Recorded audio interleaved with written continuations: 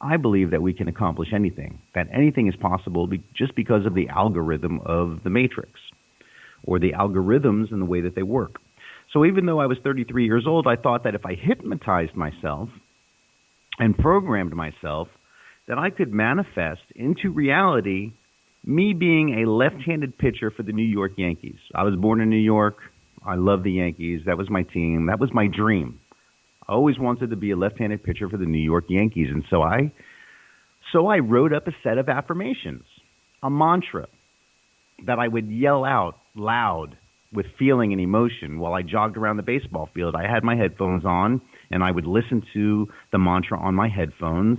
I would listen to it while I jogged. I would listen to it while I lifted weights in the gym. I listened to it constantly while I did my pitching arm workout, while I stepped on the treadmill, at night when I was falling asleep. And my goal was that I would directly program these affirmations into my mind as a command statement. So here's how it works. When you write a command statement, you personalize it to yourself. And you put it in present tense, in the now moment, as if it's already a reality, as if it has already manifested. And you say it out loud with strong emotion, and you repeat it over and over again. At the time I was, when I started my affirmations, I was pitching around 81, 82 miles an hour, about the same velocity. In college, I was pitching around 83 miles an hour. So I wrote the command statement. It was something like, I am the best left-handed pitcher in the world. I pitch for the New York Yankees. I am unhittable. I am the best left-handed pitcher in the history of baseball. And I started pounding this through my subconscious mind and was working on getting it into my subconscious mind so I could manifest it into reality. And so you see how I worded it? I put it in present tense. I made it personal to myself. And I made it positive statements. I am the best left-handed pitcher in the world, as if it already happened. I pitch for the New York Yankees, as if it already happened. The subconscious mind doesn't know if you're really remembering something or making it up. It just is going to take the commands and it registers them in the subconscious. And once it hits the subconscious, it reflects out in reality. So I put it in present tense. I made it personal to myself, and I made it positive statements on what I wanted to manifest. Like, for instance, if I was a cigarette smoker and I wanted to stop smoking, I might say something like, I am a non-smoker. I hate cigarettes. Cigarettes taste disgusting. See, my subconscious mind's going to hear that. See how I worded it? I made it what I wanted myself to be, which is a non-smoker. I am a non-smoker. I hate cigarettes. Cigarettes taste disgusting. So that's how I would program myself. Or let's say I was having a hard time being a vegetarian and I wanted to quit eating meat or dead cooked animals. I wouldn't say, I don't eat dead cooked animals. I would not say that, because the subconscious mind, it only hears the command statement. It only hears those command words. It doesn't hear the word don't. It only hears, I eat dead cooked animals. So I would phrase my affirmation not like that. I would phrase it as, I only eat raw vegetables. Animals are also living souls and must be treated with respect. So you see, that changes my relationship between myself and the other living souls that I don't want to be stuffing into my body and shoving into my body. And I also say that I only eat raw vegetables. I wouldn't say I don't eat dead cooked animals, because the subconscious mind, like I said, doesn't hear don't. See? So that is what I want. I want to eat only vegetables, and I want to feel that, the emotion inside of me that animals are living souls and should be treated with respect, so I can program myself that way. So that's going to keep me from torturing the animals and killing them and cooking them and eating their dead, rotting flesh and shoving it into my body. So I would program myself with those feelings and that feeling towards, animals and dead cooked animals and vegetables. I only eat vegetables, or I only eat fruit, or I only eat fruits and vegetables. And I just keep saying that over and over. So like, say, back to the smoking example. What I would not say is, I do not like to smoke. because that's not how I would phrase it. Why? Because the subconscious mind does not hear the words do not. It only hears I like to smoke. So if I said I do not like to smoke, my subconscious mind really hears I like to smoke. So you have to be careful about the way you word your command statements or your affirmations or your mantras, because they're all basically the same. Neurolinguistic programming, affirmations, mantras, they're all basically the same thing. And so you got to be careful how you word them, because you don't want to accidentally program yourself to do something or achieve something that you don't want to do or achieve. And the way affirmations work is how neurolinguistic programming works. The structure is that there are buffer words, or words that that drop the resistance of the conscious mind, and it stands down in the face of the command statement. So then the command statement, when it's said, it goes into the subconscious mind, because the conscious mind, because of the buffer words, is not resisting the concept. And then once the command statement is in the subconscious mind and fixed as a real belief, then by the laws of whatever it is that we're living in, I guess the matrix or whatever words, reality, but the law is that then once it's in your subconscious mind, it must play into your reality. And if you look at, the way that they've found that electrons respond to observation, that observation comes from your subconscious. So what your subconscious believes, it absorbs into physical reality, or apparently physical reality. And so back to my mantras for baseball, it worked so well for me that I got my pitching velocity up over 90 miles an hour. It took about 7 months of working out and mantras. So my velocity went from 81 miles an hour or 82 miles an hour up over 90 miles per hour. And I was playing in a Miami men's league, wood bat baseball, actually aluminum bat baseball at the time, back in 2002.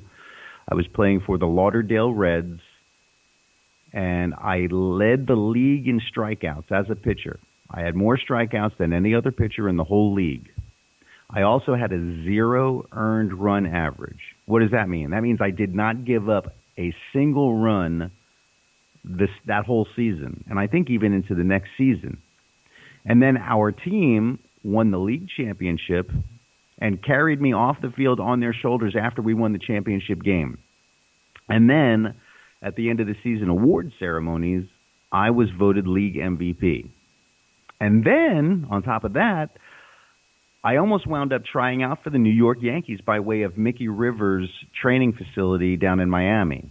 And that whole event happened by a weird course of events that, you just can't predict. Like, once you start down this road of manifesting your desires through self-hypnotic affirmations, you can't tell. You just don't know how the universe or this simulation or whatever it is that we're living in is going to play out what you are manifesting. But the manifestation of the subconscious does take time. That is one of the things I've learned. Although today, for instance, my wife and I, we believe that certain signs are signs from angels, and we've had them happen over and over again, like a dimes come from angels and pennies from heaven, kind of. And we were having lunch or brunch, really, at our favorite restaurant, The Jungle, on A1A, right across from the beach, O'Galley Beach, which is in Brevard County, Florida. And we were sitting there, and we were just leaving the booth, and we're standing up, and I looked down, and I saw a penny on the floor in the booth. And I go, oh, look, a penny. And every time I see a penny, if it's, heads up, we'll pick it up. And then right next to the penny was a dime. And we had been talking about a bunch of subjects, and boom, all of a sudden, it was like we got a message again affirming that we're on the right track. We don't know the forces that are around us that we can't see. We don't know the entities that are around us moving at speeds that we can't perceive. We're in some type of an energy field, and we do not really know what is going on all around us. We just don't. So you can manifest your dreams and your desires, but it just takes time. And that's this world that we're living in. It's a time construct. That's why I brought up time at the beginning. So how does this mantra, the affirmations, the self-hypnosis, the neurolinguistic programming, how does this all relate to music? Well, that's a great question, Ronald. Why don't you tell us? Okay, I think I will. And this question is pretty easily answered. Turn on your favorite music and listen to the command statements that are within the lyrics. Listen to your favorite songs. Listen to them. You can pick them out. Think about what the songs that you love are saying and programming into your mind. You could turn on any song and just listen to it. And not to mention, though, also that every song is recorded at a disharmonious 440 hertz, whereas we are supposed to be listening to music at 432 hertz. That's right. The music industry is recording everything at 440 hertz and broadcasting it out like that. And that is a harsh vibration for the human being to withstand. And it's coming at you from all directions. So we have the music industry using songs recorded at a disharmonious frequency with embedded command statements of all kinds, programming our subconscious minds to be sung as mantras that we manifest into reality. They sing about how we live, how we love, how we feel, how we die, how we age. Every topic is covered in music. What we believe. Here's some lyrics from a song. This is a song by the Alan Parsons Project, and this might sum up the entire thing.